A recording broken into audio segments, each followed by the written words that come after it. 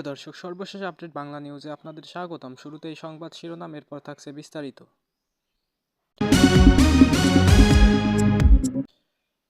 শুরুতেই জানিয়ে দেব, ঠাকুরগাঁওয়ে শেখ হাসিনার রায়ের পর ছাত্রলীগের মশাল মিছিল, পুলিশের মামলা। আরও জানিয়ে দেব, চাঁপাইনবাবগঞ্জ 2-এ বিএনপি প্রার্থীর মনোনয়ন বাতিলের দাবিতে মশাল মিছিল। এবং জানিয়ে দেব, ঢাকায় শক্তিশালী ভূমিকম্প অনুভূত।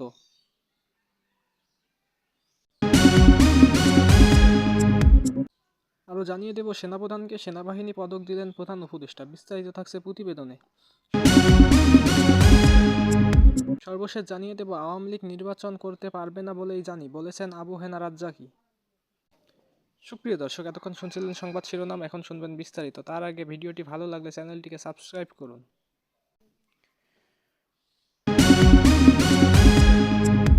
ঠাকুরগাঁওয়ে সাবেক প্রধানমন্ত্রী শেখ হাসিনার মৃত্যুদেশ রায় ও প্রধান উপদেষ্টা ডক্টর মোহাম্মদ ইউনূসের পদত্যাগের দাবিতে মশাল মিছিল করায় ছাত্রলীগ ও আওয়ামী লীগ নেতাকর্মীদের বিরুদ্ধে মামলা হয়েছে। বৃহস্পতিবার রাতে সদর থানার এসআই মোহাম্মদ রমজান আলী সন্ত্রাসবিরোধী আইনে 18 জনের নাম উল্লেখ করে এবং আরও অজ্ঞাত 80 জনকে আসামি করে একটি মামলা দায়ের করেন। এর আগে সোমবার রাত 10টার দিকে পৌর শহরের গোয়ালপাড়া বিআরটিসি বাস কাউন্টারের সামনে ছাত্রলীগ ও আওয়ামী লীগের নেতাকর্মীরা সাবেক প্রধানমন্ত্রী শেখ হাসিনার মৃত্যুদণ্ডাদেশ রায়ের প্রতিবাদে হাতে রামদা, লোহার রড ও বাঁশের লাঠি নিয়ে মশাল মিছিল করেন। এ সময় তারা রাষ্ট্রবিরোধী স্লোগান দিয়ে জনমনে ভয়ভীতি সৃষ্টি করেন। মামলার আসামিরা হলেন ঠাকুরগাঁও পৌরসভার সাবেক কাউন্সিলর, গোয়ালপাড়া এলাকার মৃত হাসান আলীর ছেলে মোহাম্মদ মানিক, মৃত নজরুল ইসলামের ছেলে সামিউল ইসলাম, গোয়ালপাড়া এলাকার ছাত্রলীগ নেতা ওসমান গনি, গোয়ালপাড়া শাপলা স্কুল এলাকার মৃত শহীদুল ইসলামের ছেলে ছোট রাজু, সেলিম মিয়ার ছেলে সাধন মিয়া, হাসান আলীর ছেলে জয়নাল আবেদিন, মৃত মামুদু, শাহজাহান আলীর ছেলে নাইম। মামলার এজাহারে বলা হয়েছে, সোমবার বিআরটিসি কাউন্টারের সামনে ছাত্রলীগ আওয়ামী লীগ নেতাকর্মীরা সাবেক প্রধানমন্ত্রী শেখ হাসিনার মৃত্যুদণ্ডাদেশ রায়ের প্রতিবাদে জনমনে ভয়ভীতি সৃষ্টি করা সহ জনসাধারণের জানমালের ক্ষতি সাধনের উদ্দেশ্যে হাতে রামদা, লোহার রড ও বাঁশের লাঠি নিয়ে মশাল মিছিল করেন। এ সময় তারা ইট পাটকেল নিয়ে বিভিন্ন ধরনের রাষ্ট্রবিরোধী স্লোগান দেন। এ বিষয়ে সদর থানার ভারপ্রাপ্ত কর্মকর্তা মোহাম্মদ সরোয়ার আলম খান বলেন, সাবেক প্রধানমন্ত্রী শেখ হাসিনার রায়ের বিরুদ্ধে ছাত্রলীগ ও আওয়ামী লীগের নেতাকর্মীরা রাতে মশাল মিছিল বের করেন। সেখানে রাষ্ট্রবিরোধী স্লোগান সহ এমন আচরণ দেখা গেছে যা আইন শৃঙ্খলার জন্য সরাসরি হুমকি। ঘটনাস্থলের ভিডিও ফুটেজ ও ছবি সংগ্রহ করা হয়েছে। তিনি আরও বলেন, কারা এই ঘটনার সঙ্গে যুক্ত ছিল তা স্পষ্টভাবে শনাক্ত করা যাচ্ছে। সন্ত্রাসবিরোধী আইন করা মামলার অধীনে অভিযুক্তদের বিরুদ্ধে প্রয়োজনীয় আইনগত ব্যবস্থা নেওয়া হবে।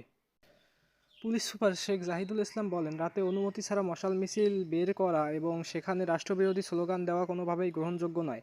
এটি জননিরাপত্তার জন্য ঝুঁকি সৃষ্টি করেছে এবং আইনশৃঙ্খলা পরিস্থিতিকে চ্যালেঞ্জ করেছে। পুরো ঘটনাটি আমরা গুরুত্বের সাথে পর্যবেক্ষণ করছি। তিনি আরও বলেন, ভিডিও ফুটেজ, সিসিটিভি এবং মাঠের কর্মকর্তাদের প্রতিবেদনে বিশ্লেষণ করে জড়িতদের শনাক্ত করে মামলা নেওয়া হয়েছে। কোনো ধরনের উস্কানি, সহিংসতা বা আইন ভঙ্গের সুযোগ দেওয়া হবে না। জনগণের শান্তি, নিরাপত্তা নিশ্চিত করতে পুলিশ সর্বোচ্চ প্রস্তুত রয়েছে। এদিকে চাঁপাইনবাবগঞ্জ 2 আসনে বিএনপি প্রার্থীর মনোনয়ন বাতিলের দাবিতে মশাল মিছিল। চাঁপাইনবাবগঞ্জ 2 আসনে 2018 সালে সংসদে যাওয়া বিএনপি ঘোষিত প্রার্থী আমিনুল ইসলামের মনোনয়ন বাতিলের দাবিতে মশাল মিছিল করেছে বিক্ষুব্ধ নেতাকর্মীরা। বৃহস্পতিবার 20 নভেম্বর রাতে উপজেলা বিএনপির সাবেক সাধারণ সম্পাদক ও সাবেক পৌর মেয়র তারিক আহমেদের সমর্থকদের আয়োজনে গোমস্তাপুর উপজেলা রহনপুর খোরার মোড় থেকে মশাল মিছিলটি বের হয়ে বিভিন্ন সড়ক প্রদক্ষিণ করে সুইচগেট এলাকায় গিয়ে শেষ হয়।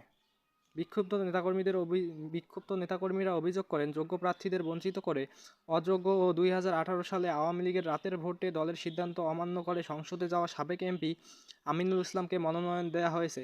আমিনুল ইসলাম এমপি থাকাকালীন বিএনপি নেতাকর্মীদের পাশে ছিলেন না, এছাড়া হত্যা মামলায় জড়িয়েছেন।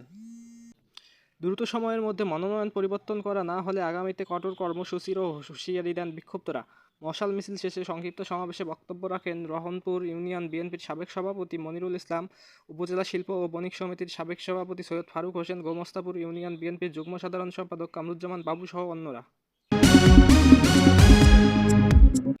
এদিকে বাংলাদেশের রাজধানী ঢাকাসহ দেশের বিভিন্ন জায়গায় 5.7 মাত্রার কাছাকাছি শক্তিশালী ভূমিকম্প অনুভূত হয়েছে। স্থানীয় সময় 10টা বেজে 38 মিনিট 26 সেকেন্ডে এই ভূমিকম্প হয়। বাংলাদেশের আবহাওয়া অধিদপ্তরের আবহাওয়াবিদ ডক্টর মোহাম্মদ আবুল কালাম মল্লিক বিবিসি বাংলাকে জানান, নরসিংদীর মাধবদীতে ভূমিকম্পটির উৎপত্তি হয়েছে। ভূমিকম্পে আতঙ্কিত হয়ে পড়ে নগরবাসী। সাধারণ মানুষকে বেরিয়ে সড়কে জড়ো হতে দেখা যায়। রাজধানীর বিভিন্ন স্থান থেকে বিবিসি বাংলার সংবাদদাতারা জানান, ভূমিকম্পের তীব্রতার প্রায় সকল স্থানে মানুষ সড়কে নেমে আসে। অনেকের বাসাবাড়ি আসবাব ভেঙে পড়ে এতে।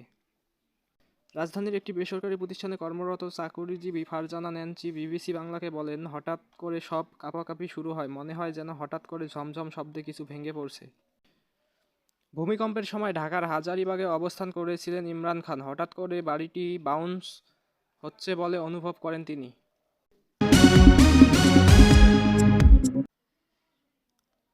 এদিকে সশস্ত্র বাহিনী দিবস উপলক্ষে সেনাবাহিনী প্রধান জেনারেল ওয়াকারুজ্জামানকে সেনাবাহিনী পদক দিয়েছেন প্রধান উপদেষ্টা অধ্যাপক মোহাম্মদ ইউনূস। এ দিবস উপলক্ষে আজ শুক্রবার ঢাকা সেনানিবাসে আয়োজিত অনুষ্ঠানে সেনাপ্রধানকে এই পদক দেন প্রধান উপদেষ্টা। এর আগে অনুষ্ঠানে খেতাবপ্রাপ্ত বীর মুক্তিযোদ্ধা ও তাদের উত্তরাধিকারীদের সংবর্ধনা অনুষ্ঠানে বক্তব্য দেন প্রধান উপদেষ্টা মোহাম্মদ ইউনূস। এদিকে সুপ্রিম কোর্টের জ্যেষ্ঠ আইনজীবী ও রাজনৈতিক বিশ্লেষক আবু হেনা রাজ্জাকী বলেছেন, আওয়ামী লীগ নির্বাচন করতে পারবে না বলেই জানি। সরকার বলেছে যে নির্বাচন বিচার পর্যন্ত করতে পারবে। এখন বিচার কতটুকু হয়, কখন উইথড্র হয় তাও আমরা জানি না, হবে কি হবে না তাও জানি না, কিন্তু আজকে পর্যন্ত নেই। সম্প্রতি এক টেলিভিশনে টকশোতে তিনি এসব কথা বলেন। আবু হেনা বলেন, যদি ফেব্রুয়ারিতে ভোট হয়, এবারের আওয়ামী লীগের ভোটগুলো জামাত আর এনসিপি পাবে না, এটা আমি নিশ্চিত করে বলতে পারি। তারা ভোট দেওয়া থেকে বিরত থাকবে। আর যদি হয় তাহলে জামাত আর এনসিপি পাবে না। রাজ্জাকী বলেন, জামাত এনসিপিকে নিয়ে তারা এইটা ভাবতে পারে যে শেখ হাসিনার যে বিচারটা হলো সেই রায় কার্যকরের ব্যাপারে জামাত এবং এনসিপির কাছ থেকে ছাড় পাবে না, এটা তাদের বিশ্বাস হতে পারে, সে কারণে ভোটটা পাবে না। আর অন্যভাবে দেখলে আওয়ামী লীগের ভোট ডিসাইডিং ম্যাটার হয়ে যেতে পারে। রাজ্জাকী আরও বলেন, আওয়ামী লীগ বিএনপি যখন নির্বাচনের প্রতিদ্বন্দ্বী, জামাত ছিল তখন ডিসাইডিং ফ্যাক্টর, কোন দিকে যাবে বা কে তাকে লুফে নেবে। এখন আওয়ামী লীগের ভোট হয়েছে ডিসাইডিং ফ্যাক্টর।